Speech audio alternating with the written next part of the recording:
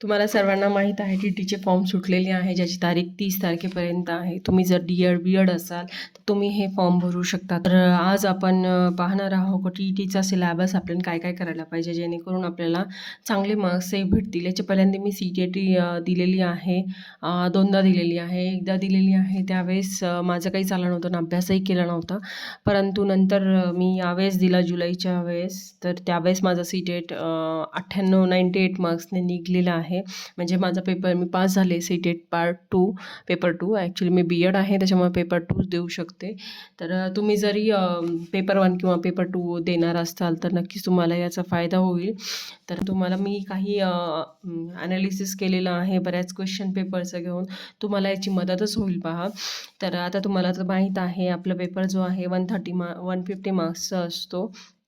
आता इथे पहा, तुम्ही 1 ते 5 मध्ये जर करत असाल तर तुम्हाला डी-एड होणं गरजेचं आहे. तसंच तुम्हाला इथे मराठी, इंग्लिशचं सेम असतं पहा. बालमानसशास्त्रही असतं, फक्त इथे काय असणार आहे, समाजशास्त्र असणार आहे. ओके. आणि इथे नंतर मग इथे पहा, तुम्ही जर पार्ट 2 मध्ये आहात किंवा आता सायन्स विज्ञान पेपर 2 मध्ये बी-एड झाला असताना तर तुम्हाला इथे मराठी, इंग्लिश, बालमानसशास्त्र याचे 30 क्वेश्चन असतात 30 मार्क्सला. तसेच गणितही आपल्याला 30 मार्क्सचं असतं पहा. विज्ञानही 30 मार्क्सचं 30 क्वेश्चन्स असतात. आणि याची आता जर पाहिलं गेलं तुम्ही तर 10वीपर्यंत जे काही सिलेबस आहे तो सिलेबस म्हणलं आपण तरी सगळे म्हणतात की नाही 8वीपर्यंत नाही. तर तुम्ही जर ॲनालिसिस केलं मागच्या क्वेश्चन पेपरचं तर त्याच्यामध्ये तुम्हाला दिसून येईल की 10वीपर्यंतचं सिलेबस काही कारण की अंकक्रमिका किंवा आपण त्याला सिक्वेन्स याचे सुद्धा क्वेश्चन्स त्याच्यामध्ये दिलेले असतात. त्याच्यामुळे जेणेकरून तुम्हाला जर बी-एड करत असताना किंवा डी-एड करत असताना तर त्याचे पाठ्यपुस्तक सगळ्यात महत्त्वाचे आहे. तर 6वी ते 10वी पाठ्यपुस्तक तुम्ही बारणे आपले स्टेट बोर्डचे ते खूप गरजेचे आहे. आणि प्रश्नपत्रिका, जुन्या ज्या प्रश्नपत्रिका असतील त्याचे ॲनालिसिस करणे, कोणत्या क्वेश्चन्स किती मार्क्सला येतो किंवा कशा धर्तीवरती हे प्रश्न विचारले जातात ते समजून घेणं खूप महत्त्वाचं आहे. तर पेपर 1 आणि पेपर 2 साठी सुद्धा सेम आहे की स्टेट बोर्डची आपल्याला पुस्तकं याच्यामध्ये चांगल्या पद्धतीने वाचायची आहे. तसंच नवोदयचे असून द्या किंवा स्कॉलरशिपचे असून द्या, नवोदयचे आणि स्कॉलरशिपचे त्याच्यामध्ये मराठी असतं, इंग्लिश असतं, तसेच मॅथ्सही असतं पहा. तुम्ही जर पाहिलं असेल तर ते पुस्तकंसुद्धा तुम्हाला खूप गरजेचे आहेत आणि ते सुद्धा वाचा. कारण की त्याच्यामधून तुम्हाला TAIT आणि TET ह्या दोघांनासुद्धा मदत होते. TITमध्ये सुद्धा जे आपण 8वीचं जे काही स्कॉलरशिप बुक आहे तर त्याच्यामध्ये बरेचसे प्रश्न त्याच्यासारखे असतात पहा. काही प्रश्न हे वेगळे असतात, नक्कीच असणार आहेत, परंतु बरेचसे त्याची पण सुद्धा आपल्याला इथे मदत होते पहा. तसेच इथे काही आपण सिलेबस आहे जो मी ॲनालिसिस केला आहे जेणेकरून तुम्हालाही मदत होईल पहा. तर मी सुद्धा यावेळेस TET देणार नव्हते, पण कारण की मी सी-टेट पास आहे, परंतु असं वाटतं की देऊन घ्यावं. कारण की आता झारखंडचं जे काही त्यांच्या TET लागू केली आहे जेणेकरून आपल्याला भविष्यात असं काही होऊ नये, म्हणून मी पण यावेळेस TETचा अभ्यास करत आहे परत. कारण मी मागच्या वेळेस केलेला होता पण त्यावेळेस काही झाली नाही TET. मग त्यावेळेस नंतर सी-टेट दिली मी, त्याच्यामुळे त्यावेळेस मी अभ्यास केलेला होता जेणेकरून थोडंसं मदत होईल तुम्हालाही. तर मी काही हे केलेले आहेत. इंग्लिशचं आहे पहा, प्रत्येक ह्याच सब्जेक्टचं मी क्वेश्चन्स हे 4-5 क्वेश्चन आत्तापर्यंत जे काही झालेले आहेत प्रश्न त्यांच्या सगळ्यांच्या प्रश्नांचे ॲनालिसिस करून मी कोणता टॉपिक किती मार्क्सला येतो किंवा किती क्वेश्चन्स येतात त्याच्यावरती किंवा कोणकोणते टॉपिक आपल्याला त्या सब्जेक्टमधले करायचे आहे ते ह्याच्यामध्ये पहा मी इथे लिहिले आहेत आणि तुम्हाला सुद्धा मदत होईल म्हणून मी तुम्हाला हे शेअर करू इच्छिते. आता इंग्लिशचं आहे पहा. इंग्लिशमध्ये पॅराग्राफ आहे, आपल्याला माहीत आहे. 5 क्वेश्चन्स त्याच्यावरती असतात पहा. प्रेपोजिशन आहे, प्रेपोजिशनचं 1 क्वेश्चन येणार. फिगर ऑफ स्पीचचं सुद्धा 1 क्वेश्चन येणार आहे. एरर ऑफ फाइंडिंगचं 1 किंवा 2-3 क्वेश्चन्स तुम्ही पाहिले असेल. आता जास्त कधी 1 किंवा 2-3 पर्यंत सुद्धा एरर फाइंडिंगचे क्वेश्चन्स येतात. क्लॉजचे येतात पहा. पार्ट ऑफ स्पीचचे येतात. अँटोनिम्स, सिनोनिम्स याच्यावरती सुद्धा 1-1 क्वेश्चन येतो. प्रोनाऊन्समध्ये येतो. क्वेश्चन टॅग आहे, करेक्ट स्पेल करण्यासाठी येतात पहा. डायरेक्ट इनडायरेक्ट स्पीच आहे, कंपाऊंड सेंटेन्स आहे, वर्ड मिनिंग आहे, वर्ड मिनिंग विचारले जातात पहा. ॲक्टिव्ह व्हॉइस, पॅसिव्ह व्हॉइस आहे, use of enough, use to, not only but also, modal auxiliary आहे, डिग्री आहे, यूज ऑफ आर्टिकल आहे, sound of animals, young ones of animals, one word for sentences, tenses आहे, phrases आहे, rhetorical questions आहेत. तसेच हे झालं इंग्लिशचं. आता ही सीटेट आणि टीईटीचं कंपॅरिझन करून जर पाहिलं तर टीईटीमध्ये सीटेटमध्ये एवढं ग्रामर करायची गरज नसते, पण सीटेट आपली जी काही टीईटी आहे त्याच्यामध्ये ग्रामरला खूप महत्त्व असतं. ग्रामर हे जास्त मार्क्सला विचारलं जातं, तर इथे ग्रामरला आपल्याला खूप चांगल्या पद्धतीने करायचं आहे. जर तुम्ही सीटेटची तयारी करत असताल तर तुम्हाला ग्रामर करायची बिलकुल गरज नाही आहे, मी असंच म्हणेल. त्याच्याऐवजी तुम्ही CDPला जास्त महत्त्व द्या. त्याच्यामध्ये CDP खूप इम्पॉर्टंट आहे. CDPचे सगळे जास्त प्रश्न विचारले जातात. जर तुम्हाला सीटेटबद्दल माहिती असेल, म्हणजे त्याच्याबद्दल तुम्हाला जर थोडंसं माहिती वगैरे पाहिजे असेल, किंवा मी कशा पद्धतीने अभ्यास केला जेणेकरून मला चांगले मार्क्स भेटले, तर तुम्ही मला सांगितलं तर नक्की मग त्याच्यावर सुद्धा व्हिडिओ बनेल, जेणेकरून तुम्हाला त्याची मदत होईल.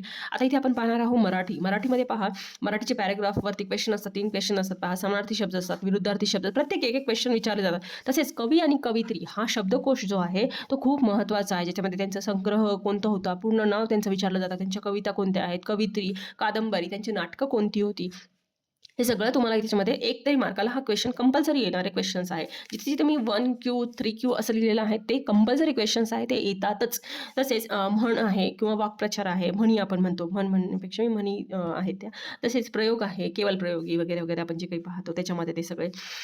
तसेच विभक्ती आहे, एकवचन अनेकवचन आहे, पुल्लिंग शब्द आहे, सामान्य रूप बदलणे किंवा उपसर्ग घटित, प्रत्यय घटित, विरामचिन्ह वापरा, रस कोणकोणते आहे, समास, संधी, भाववाचक, सामान्यवाचक, वृत्त, अलंकार, विशेषण, काळ, शुद्ध अशुद्ध, संबोधनयुक्त, उपसर्ग, बाराखडी, लघु गुरुक्रम, तसेच वचन, रचना, विसर्ग, संगती, अनेक वचन आहे, धातू साधित आहे, अव्यय आहे. तर या पद्धतीने याच्यावरती प्रश्न विचारले जातात. याच्यामध्ये सुद्धा तुम्ही पाहिलं तर सगळा मराठीचा हा भाग कव्हर झालेला आहे. तर याच्यासाठी तुम्ही मराठीसाठी सुद्धा इव्हन स्कॉलरशिपचं जे काही बुक आहे 8वीचं, तर मी ते नंतर वाटलं असं तुम्हाला नोट्स दाखवील, किंवा जे काही आहे त्याची थेरी तुमच्याकडे नसलेली तर चालेल.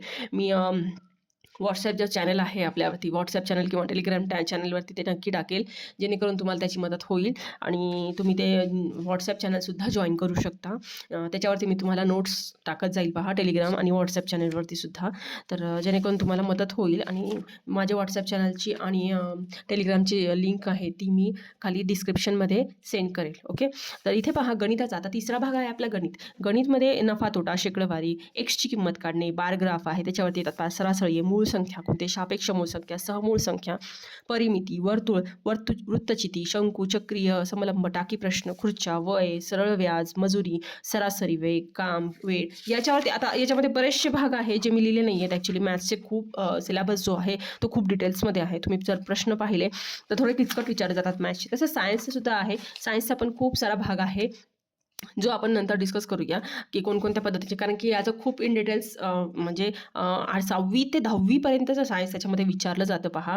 आणि त्या गोष्टी खूप बारीक गोष्टी आहेत ज्या आपल्याला लिहायला म्हणजे वाचावेच लागतील पुस्तकं, जेणेकरून स्टेट बोर्डचे पुस्तक वाचल्यानंतर तुम्हाला त्याची मदत होईल पहा.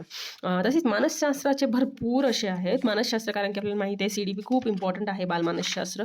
तसंच इथे पहा मानसशास्त्र, निर्णायक विचार, प्रतिमेचे प्रकार, डॉक्टर आर्मस्ट्रॉंगबद्दल जे जे सायंटिस्ट आहे त्यांच्यावरती प्रश्न येतातच पहा, त्यांचे नावच मी डायरेक्ट लिहिलेले आहेत. तसंच थॉर्नडाईकवरती तुम्हाला येणारच प्रश्न, अध्यापन पद्धतीवरती येणार, अध्यापन प्रतिमाने त्यांचे उद्गाता कोणकोणते आहे, फ्लॅन्डर्स अंतरक्रिया कोणत्या आहेत, प्रतिमाने कोणकोणती आहे, मानसशास्त्रांची नावे, त्यांच्या व्याख्या कोणती व्याख्या कोणाची आहे, तसेच प्रायोगिक पद्धती, विकास, जीन पियाजे यांच्यावरती, अनुवंश व परिस्थिती, संवेदना, अवधानधारणा, मूल्यमापन, सातत्यपूर्ण सर्वंकष, सहसंबंध गुणक संख्या, स्किनर आहे, आत्मनिरीक्षण पद्धती आहे, अवस्था आहे, व्यक्तीच्या बौद्धिक विकासाचे टप्पे आहे, अल्फ्रेड बिने हे सायंटिस्ट आहेत त्यांच्यावरती विचारलं जातं पहा. स्मरण, संवेदना व अवबोध, तसेच संक्रमण आहे, नंतर सॅलोव्ही व मॅक्लॉ, नंतर धारणा, उत्पत्ती, उपागम, अशा पद्धतीचे हे जे काही सायंटिस्ट म्हणजे किंवा प्रतिमाने आहे किंवा टॉपिक्स आहे ते मी लिहून घेतलेले आहे, जेणेकरून ज्याच्यावरती हे प्रश्न मला आत्तापर्यंत जे काही आहे ते पाहायला भेटलेले आहे. आता हे मराठीचे मी काही नोट्स काढले होते पहा. तुम्हाला जर नोट्स लागत असतील, ज्या मी नोट्स काढलेले आहे माझ्या स्वतःसाठी, तर ते नक्की मी तुम्हाला देईल, ते सुद्धा मी शेअर करेन. तुम्ही तसं मला कमेंट्समध्ये टाका, जेणेकरून मी तुम्हाला हे नोट्ससुद्धा शेअर करेन, जेणेकरून तुम्हाला सुद्धा याची मदत होईल. काही खूप असं भारी काही काढलेले नसतात मी, पण माझ्या कारण की प्रत्येकाच्या नोट्स काढायची पद्धत वेगवेगळी असते, जे आपल्याला समजतील, सोप्या पद्धतीने समजतील अशा मी नोट्स काढत असते. सायंटिस्ट आहे त्यांची सुद्धा इथे बालमानसशास्त्राचं असून द्या खूप छान पद्धतीने लिहिलेलं होतं. शास्त्रज्ञ आहे त्यांचे कोणकोणते योगदान आहे, प्रयोग कोणकोणते, ग्रंथ कोणकोणते, तर इथे तुम्हाला दिसत असतील. तर तुम्हाला जर हे नोट्स पाहिजे असतील तर मी त्याचे नक्की फोटोज वगैरे टाकेल, जेणेकरून तुम्ही त्याचे स्क्रीनशॉटसुद्धा काढू शकता किंवा फोटोज घेऊ शकता, प्रिंट घेऊ शकता. तर इथे पहा, तर या पद्धतीने मी जे काही उडवर्थ आहे, आतापर्यंत जे काही सायंटिस्ट आहे त्यांच्या पद्धतीने हे जे काही आहे बालमानसशास्त्र ज्यांचे योगदान आहे कशा कशा टॉपिकवरती ते एकदम शॉर्टकटमध्ये लिहिलेलं आहे की तेवढं केलं ना तुम्ही तरी सफिशियंट आहे. कारण की त्याच्यावरती आतापर्यंत तेच प्रश्न विचारले जातात पहा. तसेच हे आता हे मी सीटेटसाठी काढलेले होते ॲक्च्युली, कारण की ह्याच्यावरती तुम्ही जर पाहिलं सीटेटचं तर ह्याच्यावरती 100% क्वेश्चन येणार म्हणजे येणार. सिमेंट डिस्लेक्सिया आपल्या याच्यावर सुद्धा TET सुद्धा विचारले जातात. तर हे सुद्धा खूप छान पद्धतीने मी लिहिलेलं आहे. आणि लिहिलेलं म्हणण्यापेक्षा माझे नोट्स आहेत जे मी वाचते नेहमी आणि ज्याची मला सुद्धा मदत होते आणि तुम्हाला सुद्धा होईल पहा. तर त्याच्यामुळे मी तुम्हाला शेअर करूपर्यंतचे काही पंढरीनाथ राणे आहे त्यांचं मॅथ्सचं बुक अतिशय छान आहे, जेणेकरून तुम्हाला मॅथ्सचे जे काही क्वेश्चन्स असतील त्याच्यामध्ये ट्रिक्स दिलेले असतात पहा. तसेच TETचं एक माझ्याकडे बुक आहे ज्याचा जास्त काही मला फायदा होत नाही, कारण त्याची जी काही लेवल आहे ती एवढी हार्ड नाही आहे. आणि आपल्या TETचा जो काही हार्ड आहे पेपर तर तो अवघड असतो, जेणेकरून ते अगदी सोपं वाटतं मग आपल्याला ते. आणि हे TETचे काही क्वेश्चन्स पेपर आहे माझ्याकडे, जे पूर्व वर्षाचे पण काही आहे आणि जुनं पुस्तक आहे ॲक्च्युली, आत्ताचं नाही आहे ते. आता जर तुम्ही जर भेटलं तर पूर्ण प्रश्नपत्रिका तुम्हाला भेटतील, माझ्याकडेही काही आहेत. तर तुम्हाला जर लागत असतील तर मी त्यासुद्धा त्याच्यामध्ये स्क्रीन शेअर करेल किंवा टाकेल त्याच्यामध्ये.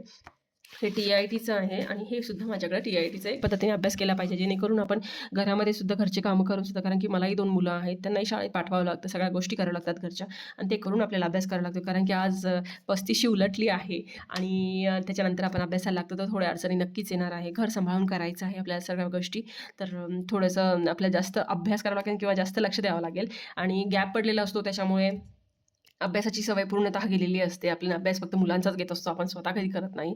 पण हां, तुम्ही जर रेग्युलर रुटीनमध्ये असताल तर नक्कीच तुम्हाला मदत होते पहा. माझा 2-3 वर्षाचा गॅप पडलेला आहे. पहिल्यांदा कॉलेजमध्ये शिकवत होते मी, पण आता सध्याला मुलांना सांभाळण्यासाठी मी जॉब सोडून दिला आणि आता सध्याला परमनंट हाऊसवाईफ झाले आहे. परंतु हां, आता KVSचे सुद्धा सुटणार आहेत. मुलं मोठी झाले की एक आपल्याला स्वतःकडे लक्ष देणं गरजेचं असतं, जेणेकरून आपण सुद्धा काहीतरी करू आणि ज्या आपल्या इच्छा राहिलेल्या आहे अपूर्ण त्या आपण पूर्ण करू शकू, असं आपल्याला नेहमी वाटतं. आणि ती खंत मनात राहू नये म्हणून आता परत नव्याने आपण सुरुवात करत आहोत अभ्यासाला. त्याच्यामुळे एक टप्पे पार करत आहोत आणि भलेही आपल्या वयाचा जो आकडा आहे तो उलटला आहे किंवा जास्त झालेला आहे, तरीही आपण काही काम करणं सोडायचं नाही आहे. आपण आपल्या पद्धतीने आपल्या सगळ्या गोष्टींनी आपण आपला 100% द्यायचं आहे आणि यावेळेसचा TET किंवा TIT चांगल्या मार्क्सने क्रॅक करायचं आहे. तुम्ही सर्व जर गृहिणी असताल तर कशा पद्धतीने आपण आपला स्टडी मॅनेज करायचा आहे ते आपण याच्यामध्ये पाहणार आहोत. तुम्हाला हा व्हिडिओ कसा वाटला नक्की सपोर्ट करा आणि अशाच पद्धतीने मी काही ट्रिक्स अँड टिप्स देत राहणार आहे रोजच्या याच्यामध्ये. तर तुम्ही चॅनलला सबस्क्राईब करा, शेअर करा आणि नोटिफिकेशन ऑन करा, जेणेकरून मी ज्यावेळेसही व्हिडिओ टाकेन तर तुम्हाला लगेच त्या दिसतील. आणि रोजचे अपडेट्स आपण घेणार आहोत, जेणेकरून आज काय करणार आहोत तुम्ही सुद्धा माझ्यासोबत अभ्यासाला बसू शकता, अभ्यास करू शकता. कशा कशा पद्धतीने कोणकोणते टॉपिक मी रोज कवर करणार आहे ते सुद्धा तुम्हाला शेअर करेन आणि त्याच्या नोट्सही मी टाकत जाईन, जेणेकरून तुम्हाला सुद्धा त्याची मदत होईल. तर नक्कीच आपल्यासोबत आपण सगळ्याजणी मैत्रिणी मिळून जर अभ्यासाला लागलो तर नक्कीच यश आपल्याला भेटणार आहे. तर बी पॉझिटिव्ह, हसत राहा, पण हसत राहा. जीवनाचा आनंद घ्यायचा आहे, तर सगळ्या गोष्टी आपण चांगल्या करणे खूप गरजेचं आहे. पॉझिटिव्ह राहा आणि तुमचा दिवस आनंदाचा जावो हीच आजचा व्हिडिओ संपवते. नक्की भेटू उद्याच्या व्हिडिओमध्ये.